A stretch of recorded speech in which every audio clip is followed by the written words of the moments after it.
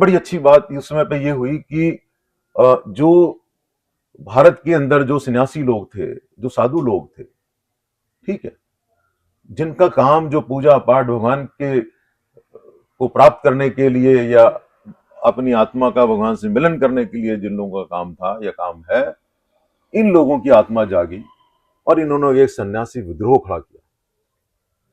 उसका भी एक कारण है सन्यासी विद्रोह खड़ा होने का कि इनके ऊपर जो पहले सपोज मेरे पास पहले 100 रुपए थे, तो मेरे पास मेरे घर पे कोई दान के लिए आया है तो मैं उसको 2 रुपए, 4 रुपए, 10 रुपए दे सकता था। जब मेरे पास 1 ही रुपया बचा, 11 में से 1 रुपया बचा, तो मैं क्या ध्यान दूंगा? तो इन द बार्गेन क्या हुआ कि इन लोगों को, सन्यासियों को भी, साधुओं को भी, फकीरों को भी ये प्रॉब्लम आने लगी। ठीक है।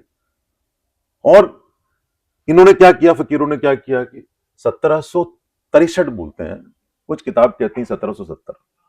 ठीक है, तो हम 1763 के बीच की बात मान लेते हैं कि उस समय पे सन्यासियों ने जो है, अब सन्यासियों का काम क्या होता था कि अपने गांव से किसी तीर्थ स्थान पे जाएंगे।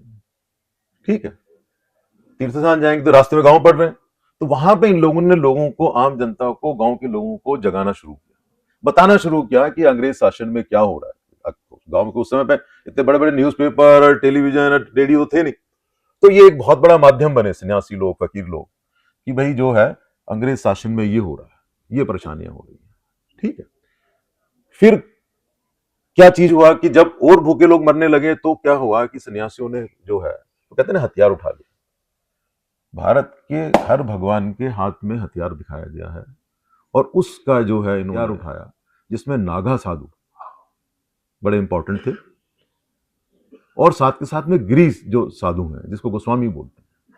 तो नागा और गिरी, को ब्रैकेट में गोस्वामी कह सकते हो, इन लोगों ने हथियार उठाए और इन लोगों ने अंग्रेजों के जो अनाज के भंडार होते थे उनको लूटना शुरू किया। ठीक है, और वो जो गरीब लोगों के अंदर ही बांट दिया करते थे, फिर आगे बढ़ जाते थे, फिर आगे गए, फिर अपना लूटना शुरू करा। उसमें कुछ ग्रुप, कुछ ऐसा कहते हैं कि फकीरों ने भी साथ दिया। मंजू शाह करके एक फकीर थे, ठीक है, फिर उनके एक बेटे थे, उन्होंने साथ दिया, बट ऐसा कहते हैं कि उनका इन्वॉल्वमेंट करीब 7-8 साल के बाद शुरू हुआ था। अगर 1963 मान लें तो उनका जो 1763 मान लें या 70 मान लें, तो उनका जो 1770-80 के आसपास इन्वॉल्वमेंट शुरू हुआ फकीरों का, उससे पहले नहीं था।